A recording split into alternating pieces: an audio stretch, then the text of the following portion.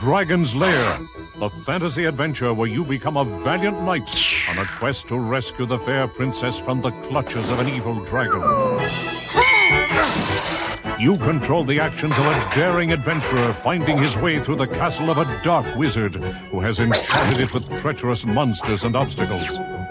I am a qualified 80s nerd, but I'm not the kind of nerd who had a basement full of arcade games. A lot of these guys out there are collectors, and that's awesome. I'm not one of those guys. I didn't know a damn thing about them. I just went out and started collecting, and once we had a decent collection, opened the arcade, and sure enough, people started coming, and word started to spread, and I think it's fair to say it's pretty popular. It's pretty fun, and it's fun for all ages, and the games kind of do a lot of the work for us, most of the work for us.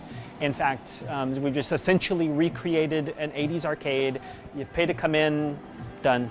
You hang out and play all day long, play whatever you want, and it's paid off. It's been a fun experience, providing a pretty unique sort of service and entertainment experience for the community, and the community has in kind supported us and made us able to do it for a living, which is super crazy when I think back on it. It's really nuts that this community is so rad that they support a business that allows me to be a professional nerd for a living.